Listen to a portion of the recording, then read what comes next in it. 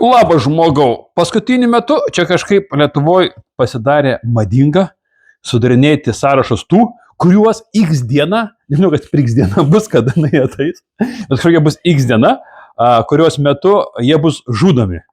Man tokių grasinimų ateina milijonai, pastoviai, mes X dieną tau pirmam, manam, 5, 7, 10. Nu, man vienas yra klausimas, ne, 2 klausimai yra iš tikrųjų. Pirmas klausimas, jie ką, save skaito nemirtingais? Dalis iš jų yra dirbtinio intelekto kūrinys. Tai ten buvo, fik elektrą išjungė ir jiem pasibaigė gyvenimas. Likusieji, ką, bėgsit pas mamą ir tėtį, kad jum apgintų, užstotų ir neleistų jūsų nuskriausti. Tai jeigu jūs planuojat kažką tai daryti mums, tai mes irgi galim tokį pat padaryti atsaką, bet mes esam gyvi žmonės. Mes esam erdvėj internetinė ir netgi gyvoji. Ir mes žinom, kas yra gyvenimas. Mes žinom, kas yra reali gyvybė ir kas yra realus gyvenimas vaikščioti ant žemės. Taip pat, mylėjai, kai kažkam grasini, turėk omeny, kad kita pusė gali būti netokia. Kaip čia pasakius, skista košė arba skista blauzdė, kaip jūs. Mes irgi galim pradėti daryti sąrašus. Nu, su dirbtiniu intelektu ten pofik, elektrą išjungsim ir viskas, visiems kitiems irgi galim padaryti.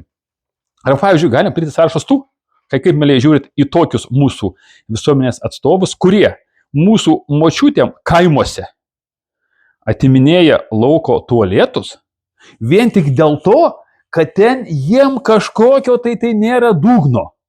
Negalima, matai, dabar myšti ant žemės ir šykti.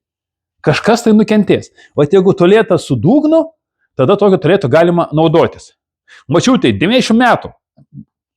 Apie ką jūs mąstot? Ateina tokie jaunėliai ir tai realus faktas. Žiūrovai, ką žinot, pažiūrėt, kad tai ne pas mane viena tokie faktai yra. Arba tie, kurie jum atiminėja techninės apžiūros. Sustabdė keliuose, ten kažkur kažką tai pabezdėjai ir pamatavė. Arba tie, kurie ateis matuos žolės aukštį jūsų kieme ir už tai, jeigu jinai bus aukštesnė, jum baus.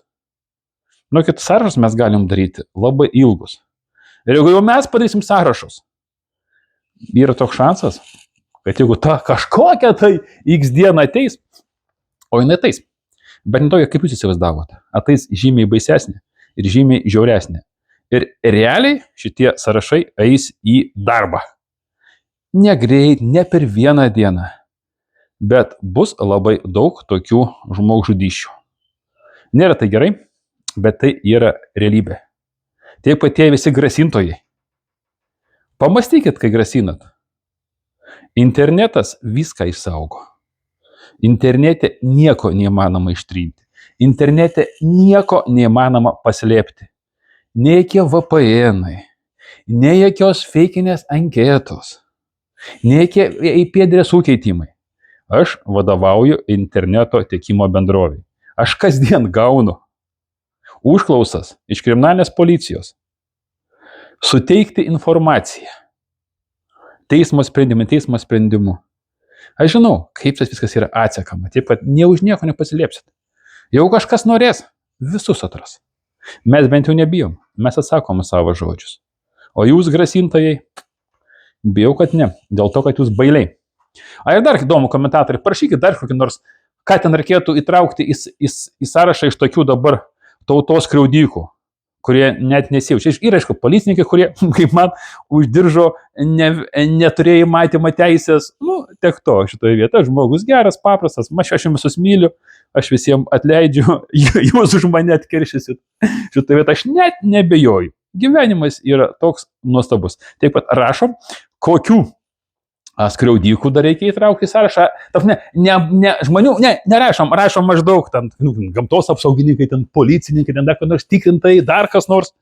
Įdomu būtų padaryti. O po to tie, kurie pagal savo specialybės pakliusit į tos sąrašus, pagalvokit.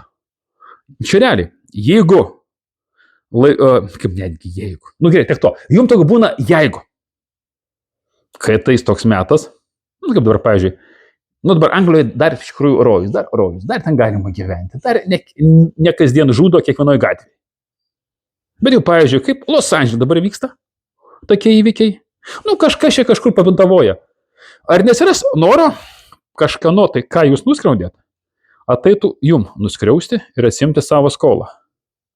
Taip pat, mylėjai, jeigu kažką tai skriaudžia tautą, pagalvokit, ar tikrai neatskris atsakas.